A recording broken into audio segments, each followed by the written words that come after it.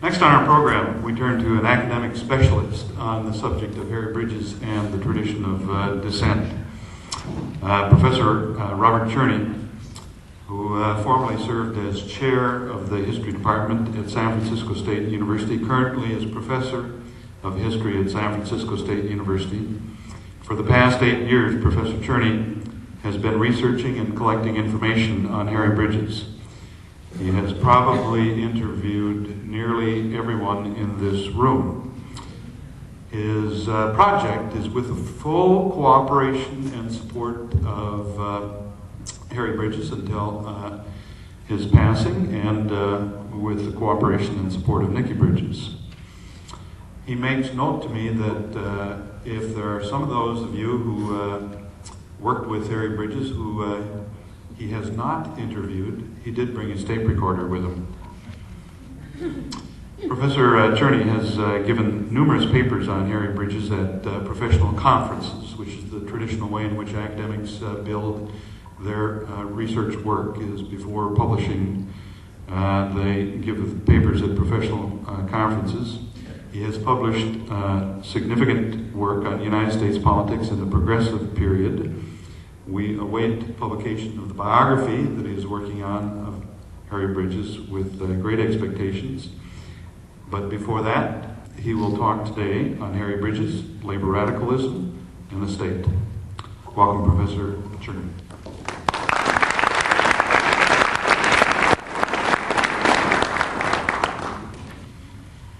One of the questions that I've already been asked is when this is going to be finished. I have to tell you, when I started, I thought I might be able to finish it in about 5, 6, 7 years. It's now been 8 years, and the end is not yet in sight. There's an enormous amount of documentary material on Harry Bridges, some of which is still being opened up. I ordered his INS file and FBI file when I started this project 8 years ago. The INS file was just opened up to me last fall, and I still haven't received more than the first year or so of his FBI file. At this point, when people ask me when it's going to be done, I tell them that I plan to finish writing about Harry's life in less time than it took him to live it. But I hope it's a lot shorter than that. For 2 generations of Americans, Harry Bridges was the leading voice of the left within organized labor, and an important voice of dissent within American society more generally. His career provides many opportunities for studying the tradition of dissent among waterfront workers, today's conference topic. In my paper, I shall first explore some of the meanings that Harry Bridges attached to left-wing unionism, and then look at some aspects of the response of the state to those views. So my paper is in 2 parts. Given the time constraints and the state of my own research, I'm going to concentrate on the first dozen years of Bridges' career, roughly 1933 to 1945, from the revival of the ILA in San Francisco up to the end of World War II. What did it mean for Harry Bridges to be leader of a left-wing union? Testifying before a congressional committee, Bridges offered his own definition. Quote, "It's a union that believes in a lot of rank-and-file democracy and control. It's a union that believes that its officers should be easy to remove and that their wages and expenses should be no more than the highest paid worker that's a member of the union. It's also a union that recognizes that from time to time it's got to stand up and fight for civil liberties, racial equality, and things like that." Unquote. As ILWU president, Bridges exemplified these characteristics. In his definition, Bridges emphasized a lot of rank-and-file democracy and control. As president, he claimed that all he ever did was act as spokesman for the rank-and-file. For Bridges, the rank-and-file also represented his most important source of strength. He once described his relationship to the rank-and-file as follows. Quote, "I had a bunch of guys down below that I represented, and if I made a mistake, and I made plenty, and led with my chin, they'd throw me back in the ring and say, 'Get back in there, you stupid fool, and duck next time.' I had something going for me that way. I knew I could always fall back into their arms." Unquote. So Bridges both identified with the rank and file, and he gained confidence from the knowledge that they supported him fully. And the members of the ILWU did give strong support to Bridges. Nearly all unions practice a form of plebiscitary democracy in which officers repeatedly win re-election against little or no opposition. That was the case in the ILWU. Bridges was re-elected time after time at 2-year intervals, rarely against any opposition. As compared with most other unions at that time, however, there was a major difference. Bridges was always re-elected by the full membership of the ILWU. He had advocated such a policy for the ILA as early as 1935, before the ILWU was created. And direct election of the international officers was written into the ILWU Constitution from the beginning.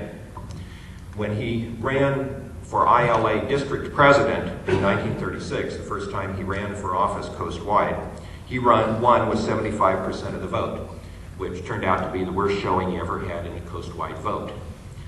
In 1949, facing deportation, facing expulsion from the CIO, and facing opposition in the presidential election that year, Bridges made his second worst showing, winning 81% of the vote. So he did have very strong support from his union throughout his career. Part of Bridges' definition of left-wing unionism specified that officers should be easy to remove. And as Nikki has already mentioned, whenever he was under fire, he always reminded the members of his union that their constitution specified that a petition signed by only 15% of the membership could suspend an international officer and force a recall election. And this is a provision, so far as I've been able to determine, that was unique among international unions. Plebiscitary democracy may be typical of most unions, but the ILWU developed other and more unusual means for members to participate in crucial decisions. One of the most significant was, and is, the Longshore Caucus, a meeting of elected delegates from all ILWU waterfront locals who spend days discussing contract issues. At the conclusion of the caucus, its recommendations go to each relevant local for consideration. At the conclusion of negotiations, a contract is reviewed by the caucus before a vote by the full membership. Caucuses thus serve as important channels of communication over vital contract issues. In the caucuses, the officers and the members of the Coast Committee hear the concerns of the membership, and the members from every local hear the committee explain the contract. I don't have to tell you ILWU members about this, but for other unions, this is an unusual circumstance. Bridges understood the need to minimize the distance between leaders and members. He did this in many ways. One important way was his salary. He argued that a union president should not earn more than the highest paid working union member, and he never departed from that commitment. In fact, he accepted no more than the best paid working member of his own local, even though members of some locals, especially clerks and walking bosses, earned more than he did. In 1964, a national news magazine carried a survey of union leaders' salaries. That year, Bridges received just under $17,000, about $14,000 as salary and less than $3,000 for expenses. The same year, Joe Curran took in $106,000 from the National Maritime Union. Jimmy Hoffa got more than $91,000 from the Teamsters. George Meany received almost $49,000 from the AFL-CIO. And Mike Quill of the transport workers picked up just over $29,000. Of the 36 union presidents listed in the survey, none received less than Bridges. When Harry traveled, he often stayed in cheap hotels. Nikki can tell you wonderful stories about that. When other ILWU international officers were buying Cadillacs through a special price arrangement, Harry kept driving a Ford because a Cadillac would deliver the wrong message about being president of the ILWU. Nothing earned Harry's contempt faster than making a personal profit from the trust of union members, and he set a high personal standard in that regard.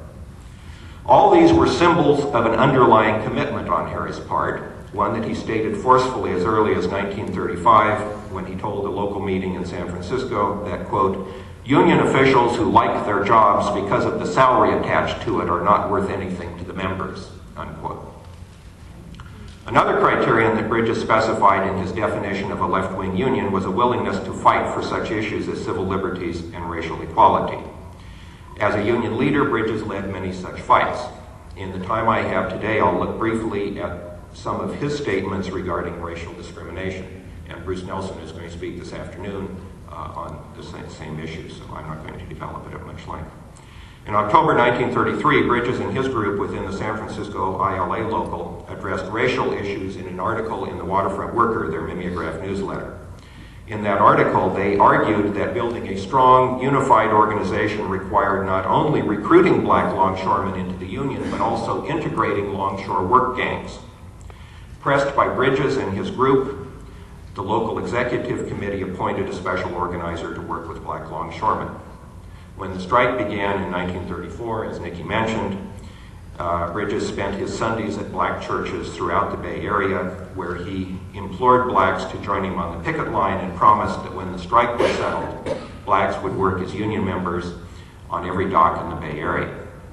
Soon after the strike, when the Bridges group won control in the San Francisco local, they integrated black members into white gangs and barred the old Jim Crow gangs. Soon after, the San Francisco ILA also broke through long-standing barriers against recruiting union members of Asian ancestry.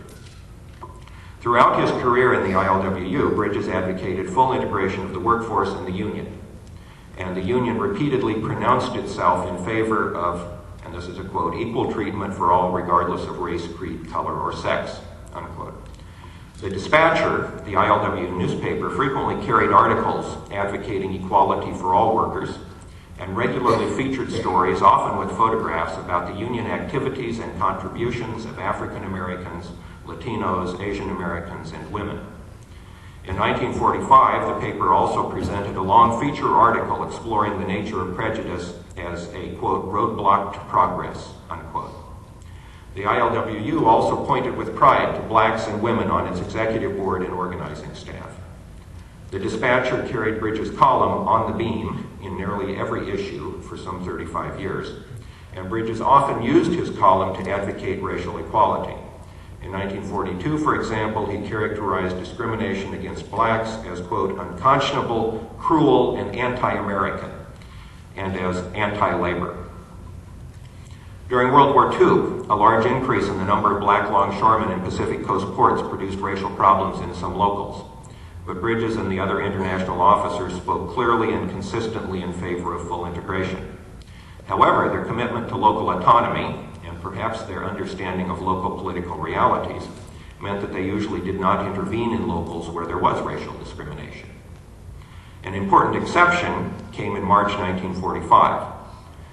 At that time, the Stockton warehouse unit refused to admit James Yamamoto, who had been recently released from a relocation camp. Union officers tried to reason with the Stockton members, but found them adamant. Committed to racial equality, and spurred as well by a political concern for the potential impact of their actions on organizing that was then underway in Hawaii, Bridges and the other ILWU officers went to Stockton, where he ripped their charter from the wall and suspended the unit until each member signed a non-discrimination pledge. Those who refused were expelled. However, the Portland Longshore local resisted pressures for racial integration until the early 1960s, when the international officers finally forced the local to accept its first black members. In 1935, Bridges presented an important element for his concept of left-wing unionism when he said, quote, all unions should support unions on strike, unquote. And he tied this specifically to his definition of a left-wing union. He especially liked to make the same point by quoting Karl Marx, workers of the world unite. Throughout his years as leader of the ILWU, Bridges sought repeatedly to develop a unified approach to collective bargaining for all maritime unions or even all transportation unions. Nikki mentioned one of those examples. In 1935, he had helped to create the Maritime Federation of the Pacific, combining all Pacific Coast maritime unions, but that organization foundered on the shoals of conflict between the sailors and the longshoremen, and between the AFL and CIO. Bridges took the lead later in 1946 in forging the Committee for Maritime Unity, which was aimed at developing a common bargaining among all the CIO maritime unions. In addition to Bridges' commitment to rank-and-file democracy and control, to racial equality, and to labor unity, a centrally important element in his identity as a labor radical came from his outspoken support for and defense of the Communist Party and the Soviet Union. Bridges himself acknowledged that, quote, all the evidence introduced against me in that fight with the government was 95% true, unquote. The 5% that he said was untrue was that he was ever a member. A few examples will indicate the nature of his support for the Communist Party and the Soviet Union. In 1938, when the Dies Committee charged Bridges with being a party member, he dismissed the charges as lies. But at the same time, he added fuel to Dies's fire by describing the Communist Party as, quote, friends of the working class and the small businessmen and farmers, unquote. When accused of meeting with known communists, he freely acknowledged that he discussed issues with a wide range of people, including communists. In his column in the Dispatcher and in the paper more generally, Bridges made clear his support for the Soviet Union. In May 1943, for example, he devoted his column to refuting charges that the Soviets had murdered thousands of Polish army officers near Smolensk. In August 1945, for another example, the Dispatcher carried a full two-page spread on how Soviet trade unions work, written by Mikhail Tarasov, Secretary of the Central Council of Trade Unions of the USSR. For Bridges, the enemies of the Communist Party and the Soviet Union were his enemies too. He attacked red baiters as, quote, agents of the enemy, unquote, and suggested that, quote, it is not the Reds but the red baiters who ought to be kicked out of our unions, unquote. During World War II, he condemned Trotskyites as the undercover tools of fascism and lumped them together with Axe's fifth columnists, anti-labor employers, Norman Thomas socialists, and the appeaser press as the greatest dangers to full mobilization and maximum wartime production. This in turn suggests that there were some limits on his commitment to the unity of labor. Bridges' views on the Communist Party and the Soviet Union were not unusual among ILWU international officers and staff. Indeed, the pro-communist views of Bridges and other ILWU officers attracted capable and dedicated staff members who were either Communist Party members or supportive of it. Communist Party officials seem on occasion to have felt entitled to intervene in ILWU office matters. One woman told me that while she was a party member and on the ILWU research staff, that a party official directed her to end her relationship with a man who the party thought was politically unreliable. Shortly after she refused, her immediate superior on the ILWU staff told her that she could not work for the union so long as she continued the relationship. When Bridges heard about this, however, he immediately made clear that her job was not dependent upon following Communist Party orders about her personal life, and he restored her to her job. The public record makes clear that Bridges often followed the party's lead when he commented on foreign and domestic policy issues. Both the government and the CIO eventually charged that Bridges accepted orders from Communist Party officials, and that Bridges and the ILWU had unfailingly followed the Communist Party line.